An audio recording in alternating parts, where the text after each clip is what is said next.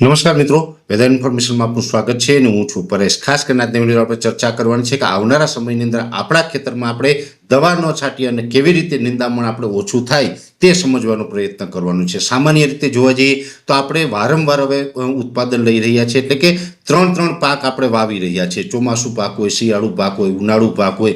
કેમ કે અત્યારે સમય જોતા અને અત્યારે જે આપણી પરિસ્થિતિ છે ખેડૂતોની, કે જે ભાવ ન મળવા વગેરે કારણો છે, એની અંદર 3 પાક વાવીએ તો પણ આપણે જે કંઈ આર્થિક માળખું છે એ ફિટ બેસતું નથી। વારંવાર પાક લેવા એ પણ આપણી મજબૂરી થઈ ગઈ છે, કેમ કે આપણે આર્થિક રીતે ખેડૂત છે એ ખૂબ નબળા પડી રહ્યા છે અને એને કારણે આપણે વારંવાર ઉત્પાદન પણ લઈ રહ્યા છે। જોકે આની અંદર આપણે સમજવાનું એ છે કે મોટાભાગના ખેડૂત એવા પણ હશે કે જેની વાવેતર કર્યું હશે, અત્યારે ઉનાળુ વાવેતર હશે, ઘણા ખેડૂત એવા હશે કે ઉનાળુ વાવેતર કરવાનું જ નથી। તો અહીંયા આપણે શું કરવું જોઈએ? જોવા જઈએ તો શિયાળો હોય, ઉનાળો હોય કે ચોમાસું હોય, નિંદામણ છે આપણે વારંવાર પરેશાન કરતું હોય છે। એમાં પણ ખાસ કરીને ચોમાસા દરમિયાન આપણે અનેક પ્રકારના નિંદામણો છે એ આપણી સમસ્યા બની જતું હોય છે અને મોટાભાગે આપણે એવું કરતા હોય છે કે નિંદામણ માટે કોઈ પણ જે હર્બિસાઇડ એટલે કે જે કેમિકલ દવા આવે છે, જે એગ્રોમાંથી લઈને આપણે વાપરતા હોય છે ને, એને કારણે નિંદામણના આપણે નાશ કરતા હોય છે। સામાન્ય રીતે જોવા જઈએ તો મજૂરી ખર્ચ છે એના કરતાં આપણે દવા ઘણી વખત સસ્તી પડતી હોય એટલે આપણે સસ્તો ઈલાજ કરી લેતા હોય છે, પણ આ સસ્તો ઈલાજ છે ને ક્યારેક આપણે મોંઘો પડી જતો હોય છે। એટલે કે જે આ હર્બિસાઇડ દવા આવે છે, જે વીડીસાઇડ દવા આવે છે, એને કારણે જે આપણી જમીનો છે એ ખૂબ ખરાબ થાય છે। એટલે હંમેશાથી વર્ષોથી હું તો એક જ વાત કરતો આવ્યો છું કે ક્યારેય પણ આપણે આપણા ખેતરની અંદર કોઈ જ પ્રકારની નિંદામણ દવાનો ઉપયોગ ન કરવો જોઈએ। નિંદામણ છે બને ત્યાં સુધી આપણે સાતી હાંકીને આપણે એનો નાશ કરવો, નિંદીને નાશ કરવો, એવી રીતે આપણે એનો નાશ કરવો જોઈએ, પણ નિંદામણ નાશક દવાનો વપરાશ ન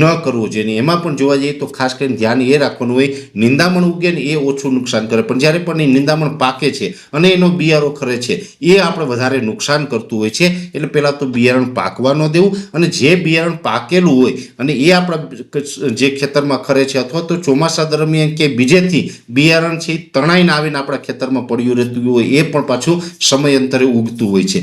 જેમાં ખાસ કરીને જોવા જઈએ તો નિંદામણો અમુક એવા હોય છે કે નિંદામણ શિયાળા દરમિયાન જ ઉગે, અમુક નિંદામણ એવા છે જે ઉનાળામાં અને ચોમાસામાં ઉગે છે। મોટાભાગે જોવા જઈએ તો અમુક પાક છે ને એ પણ શિયાળામાં થાય ને એ આપણે ઉનાળામાં કે ચોમાસામાં નથી કરી શકતા, પણ ચોમાસામાં જે પાક કરતા હશે ને એ ઉનાળામાં થશે। એટલે કે જેવી રીતે જોવા જઈએ તો મગફળી છે એ મગફળી ચોમાસામાં અને ઉનાળામાં બંને ઋતુની અંદર થાય છે, એવી જ રીતે તલ છે એ બંને જ ઋતુની અંદર થાય છે। પણ જે આપણે શિયાળામાં વાવીએ છીએ, દાખલા તરીકે ધાણા છે, જીરું છે, ઘઉં છે, આ પાક છે ને એ ઉનાળામાં કે ચોમાસામાં નથી થઈ શકતો। એવી રીતે નિંદામણનું પણ હોય। નિંદામણનું અમુક બિયારણ એવું છે કે એ નિંદામણ છે શિયાળા દરમિયાન જ થશે, અમુક નિંદામણ છે ઉનાળામાં અને ચોમાસામાં પણ થશે। હવે અત્યારે આપણે ઉનાળો ચાલી રહ્યો છે, ઘણા ખેડૂત ભાઈઓ એવા હશે કે જેને વાવેતર નહીં કર્યું હોય, જેને વાવેતર કર્યું હશે, પાણી પાયું હશે અત્યારે, એને તો એ નિંદામણ છે ઉગી જશે ને અત્યારે નાશ કરશે તો ચોમાસામાં એ ઓછી આપણે તકલીફ કરાવશે। પણ ઘણા ખેડૂત ભાઈઓ એવા છે કે ઉનાળુ પાકનું વાવેતર જ નથી કરતા, તો એ પાણી જ નથી પીવડાવવાના, જમીન પલાળવાના જ નથી, તો એ બિયારણ અત્યારે પડ્યું રહેશે, એ ચોમાસા દરમિયાન આપણે ક્યાંય ને ક્યાંય પરેશાની કરી શકે છે। તો જે ખેડૂત ભાઈને કોઈ જ પ્રકારનું વાવેતર નથી કરવું, એનામાં ઘણી વખત લીલા પડવાશનું કહેતા હોય, લીલો પડવાશ કરીએ તો એનાથી પણ જમીન સુધરે, સાથોસાથ આપણે જે બિયારણ જે પડેલું છે નેદનું એ પણ ઉગી જાય। માની લો કે લીલો પડવાશ પણ નથી કરવો અને જો આપણે એમને ખેતર ખાલી રહેતું હોય તો પણ મારી તો એવી સલાહ રહેશે દરેક ખેડૂત ભાઈઓને કે અત્યારે આપણે ઉનાળા દરમિયાન એકાદ પાણી કે 2 પાણી પીવડાવી દેવા, જેથી કરીને જે નિંદામણ ઉગી જશે અને એ નિંદામણને સાતી હાંકીને અથવા તો ટ્રેક્ટર હાંકીને પછી આપણે રાપડી નાખીએ, નિંદામણનો નાશ કરી નાખીએ, તો અત્યારે જો એક વખત એ નિંદામણને ઉગાડી લેશું ને તો એ ચોમાસા દરમિયાન પછી એટલું નિંદામણ આપણે ઓછું ઉગશે। એટલે ચોમાસા દરમિયાન આપણે ઓછું નિંદામણ ઉગવા દેવું હોય તો અત્યારે પણ જે ખાલી રહેતી જમીન હોય એને એકાદું 2 પિયત આપી નિંદામણ ઉગાવીને પછી એ નિંદામણને રાપડી નાખીએ અને આપણે રોટાવેટર હાંકી નાખીએ કે કોઈ પણ રીતે નિંદામણનો નાશ કરી નાખીએ તો ચોમાસા દરમિયાન પણ નિંદામણનું પ્રમાણ છે ઘટી શકે અને પછી ઓછું નિંદામણ હોય તો ચોમાસા દરમિયાન પણ સાતી હાંકીને અથવા તો નીંદીને આપણે કંટ્રોલ કરી શકીએ